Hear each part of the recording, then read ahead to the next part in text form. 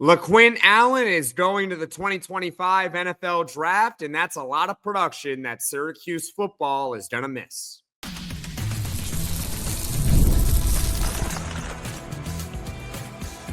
You are Locked On Syracuse, your daily podcast on the Syracuse Orange. Part of the Locked On Podcast Network, your team every day. Hello, everyone, and welcome into Locked On Syracuse. I'm Jackson Holzer, and thank you for making us your first listen of every single day here on the Locked On Podcast Network, where it's your team every day, and we are free and available wherever you get your podcasts. And folks, earlier this afternoon, we got some breaking news. According to LeQuint Allen himself, he is declaring for the 2025 NFL Draft. He met with Fran Brown on Tuesday to discuss his future. And, well, now we know the outcome, at least of that conversation from LeQuint Allen. He decides to forego his final year of eligibility at Syracuse and try his luck with the NFL. The NFL team that is getting LeQuint Allen is getting a running back that is incredibly versatile. This is one of the best all-around running backs in college football. He can basically do everything. On this edition of Locked On Syracuse, we're going to talk about LeQuint Allen's career with the Orange, but also the fact that Syracuse now is going to lose three key skill position players from this past season. And we're also going to talk about which one of them is the biggest loss. The three players that I will be mentioning: LeQuint Allen, obviously; Jackson Meeks, also going to the NFL Draft, but he didn't have any more years of eligibility, so it makes sense; and Oronde Gadsden. More on him later. Okay, so let's talk about LeQuint Allen. And guys, I'm not going to sugarcoat it for you. I'm not going to pretend like this isn't a big deal. It's a big deal for a couple of reasons. The optimistic way to look at it is, hey, this is going to help recruiting because it's sending another player to the NFL, and that helps recruiting. But in terms of a Syracuse standpoint for 2025, this is a big loss. And as a Syracuse fan and a Syracuse alum, I selfishly wanted LeQuint Allen to come back because he is a great player and he would have been a focal point of the 2025 offense. But I understand that LeQuint Allen needs to make a decision that is best for himself. And for that, I wish him nothing but the best. And I thank him for his time at Syracuse. Okay? So why is this such a big loss? Well, let's go through LeQuint Allen's career and we will better understand why it's a big loss. He was only a three-star recruit in 2022. This is not some blue chip player that they got from high school, a 4 or 5-star who just burst onto the scene right away. Nope. He was a 3-star in 2022, but he has been the starting running back for the Orange the past 2 seasons. And I believe his first start, you can fact check me on this, but his first start at running back came in the 2022 Pinstripe Bowl against Minnesota, a game that Syracuse lost. And if you recall, LeQuint Allen got that start because Sean Tucker, who is the incumbent starting running back for the previous 2 seasons, was going to the NFL and decided not to play in the bowl game. And in that one, LeQuint Allen, he flashed. He really showed what type of player he was going to be with Syracuse.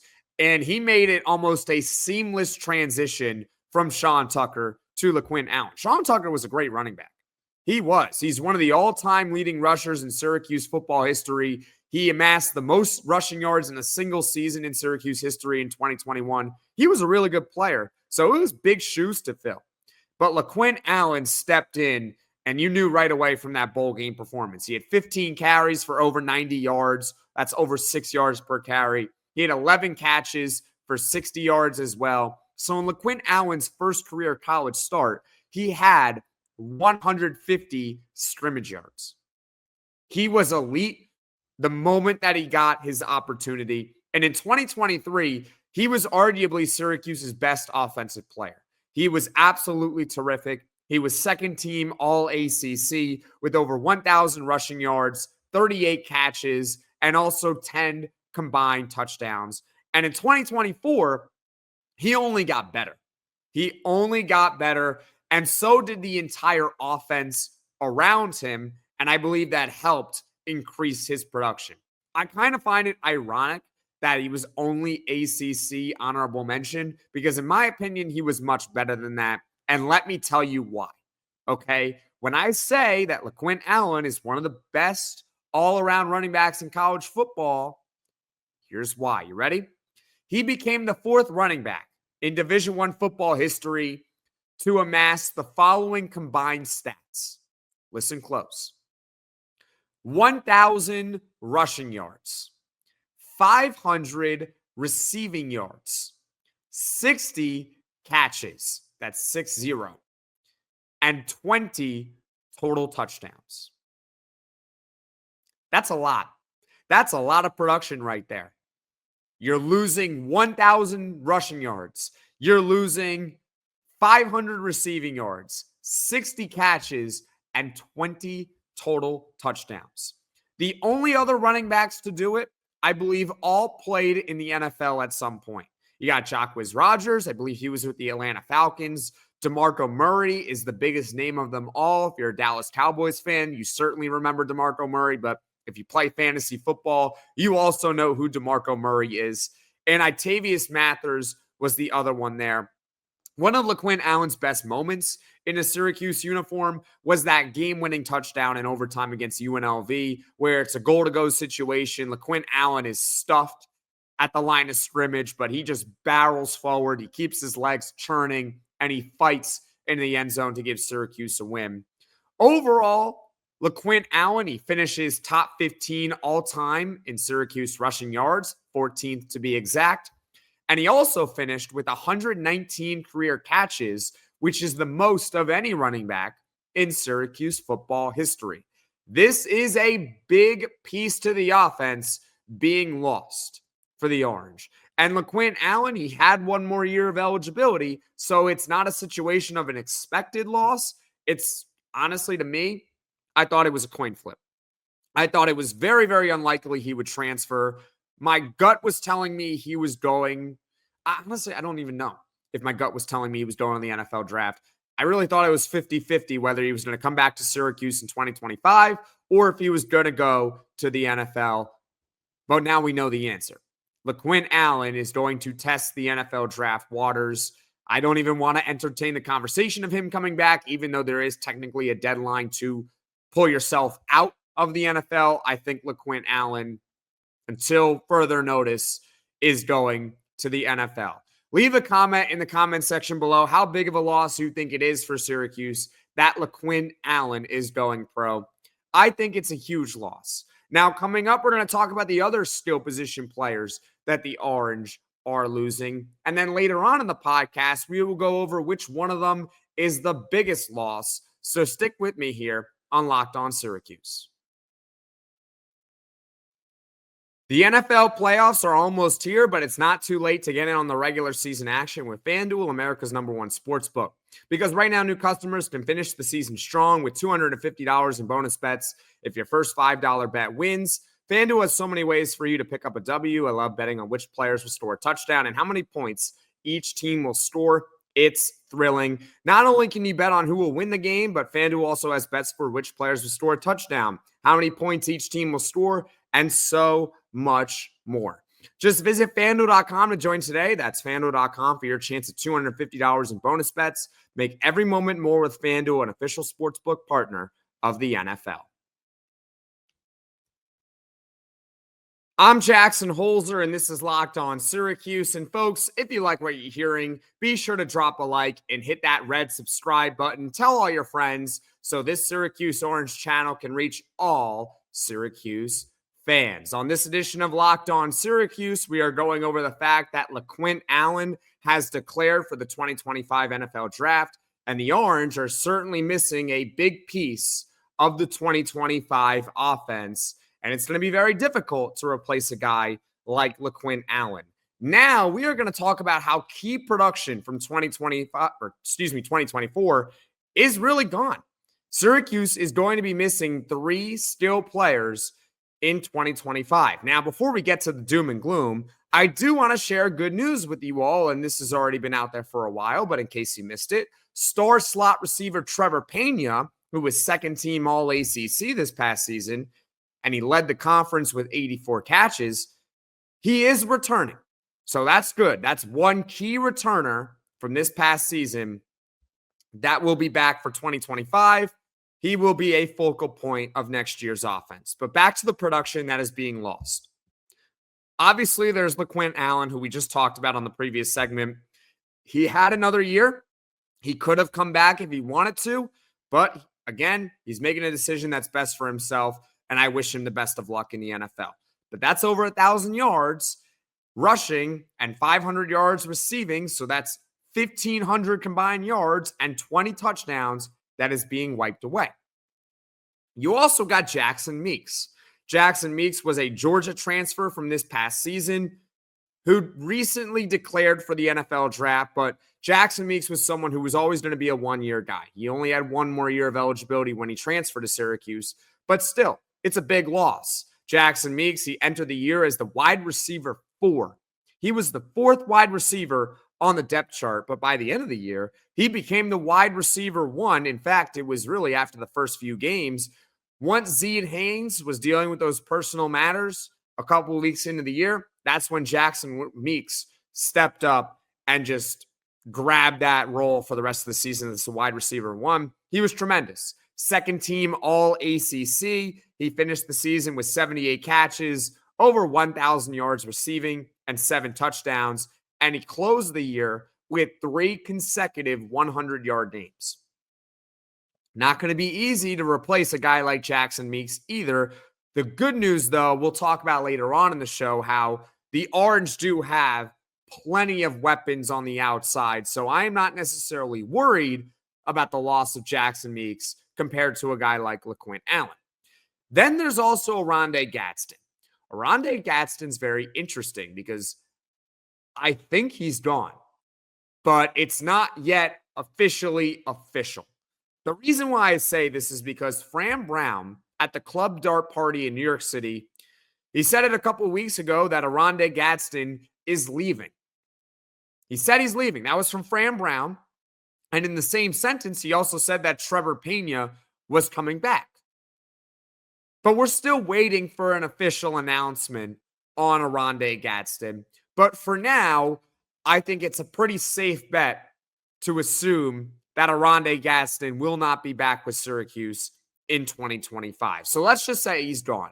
And if he's gone, that's another big loss because Oronde Gadsden was an AP third-team All-American in 2024 and first-team All-ACC in 2024. He had 73 catches for over 900 yards in 7 touchdowns in all the games that he played. So between LeQuint Allen and Jackson Meeks and Oronde Gadsden, that is a ton of production that the Orange are going to have to replace. Let's just do the math at the top of my head.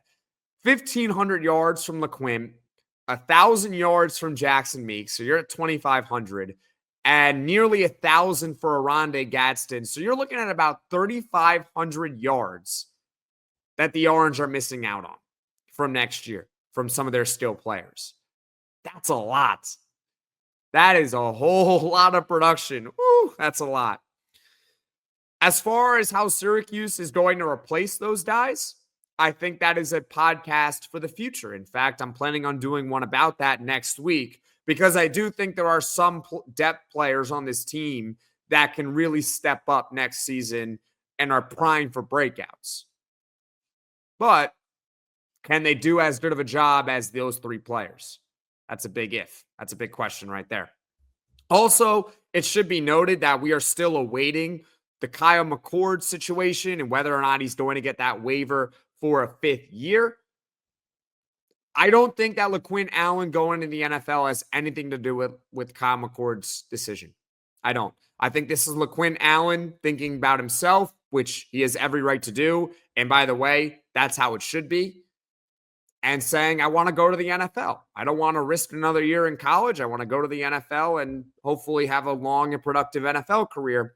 I don't think it has much to do with Kyle McCord coming back or not. I don't. That's just my opinion, though. So overall, the takeaway here is that a lot of key production from Syracuse this past season on offense is going to be gone for 2025. And coming up, we'll talk about which loss is going to hurt the most and which loss is going to hurt the least for Syracuse next. Attending the new 12-team college football playoff is an incredible experience that brings fans together like never before. I remember the excitement of past playoff games and can't wait to make new memories with the updated format and extra teams involved.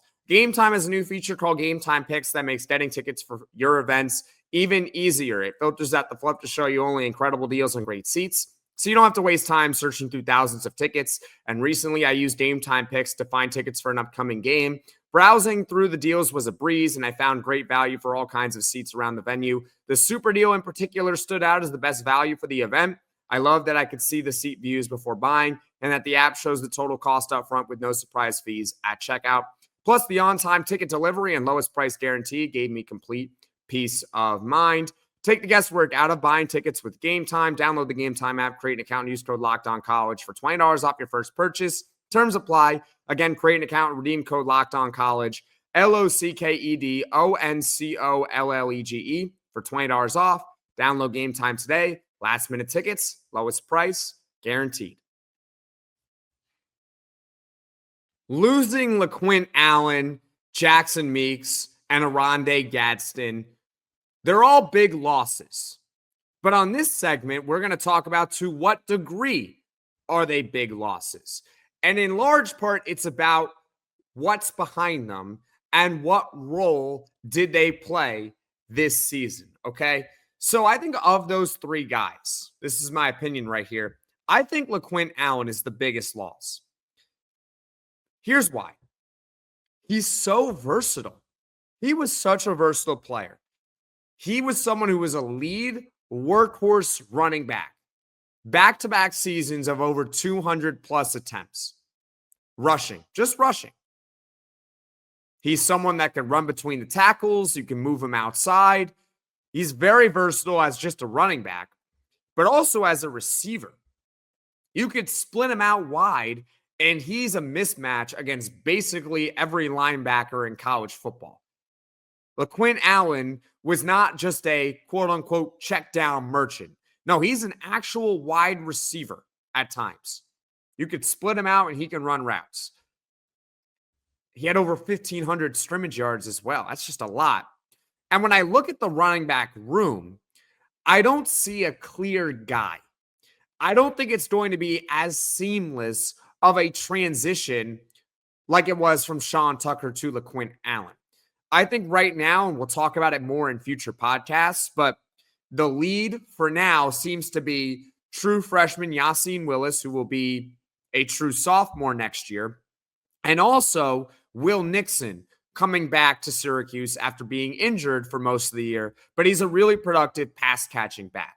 So I think as of right now, and we'll see if Syracuse decides to go in the portal or not to find a running back, you're looking at a combination of Yassine Willis and Will Nixon as the top two running backs so far for Syracuse football. So you're looking like it's going to be a committee.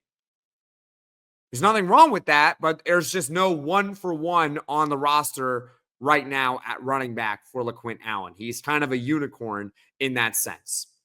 And I think the second biggest loss of those three is Oronde Gadsden. Oronde Gadsden, simply put, has been one of the best tight ends in America the past few seasons. He had an awesome breakout 2022. His injury in 2023 cut that season short after one game and 5 minutes, give or take. He caught one pass against Western Michigan, and then all of a sudden he got hurt. He hurt his foot, I believe. But he came back from injury in 2024, and he was back to his usual self. The loss stings. It hurts. But when you look what's behind Oronde Gadsden, you'll probably realize, okay, I think Syracuse might be okay at tight end. Here's why. There's a guy named Jamie Tremble that is waiting in the wings. Tremble was a near consensus 4-star tight end in 2024, but he did not play this past season. He redshirted. And for good reason. They had Oronde Gadsden as the starting tight end. He didn't need to play. And Tremble, he profiles very closely to Oronde Gadsden. He's a pass-catching tight end, and when I had on Brian Smith, a Locked On recruiting analyst, on here, he said that the thing with Tremble is he's got to get in the weight room. So he had a full year to get in the weight room, and I think next season he's going to fill the void of Oronde Gadsden. I'm not saying that he's going to be an All-American tight end. I think that's unfair expectations to put on him. But I do place relatively high expectations on a guy like Jamie Tremble. I would not be surprised if he finished All ACC next season. In fact, when they were recruiting Jamie Tremble, this was actually back when Dino Babers was the head coach, they told him, I found an article online about this, that he was going to fill the void of Oronde Gadsden once Oronde Gadsden left Syracuse.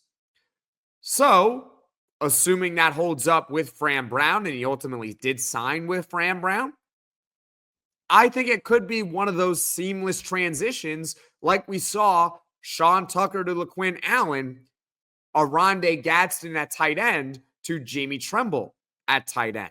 Leave your thoughts in the comments section below, but I got high hopes on Jamie Tremble, so it could offset the loss of Oronde Gadsden. And then the third one, it's a big loss still. Jackson Meeks, over 1,000 yards.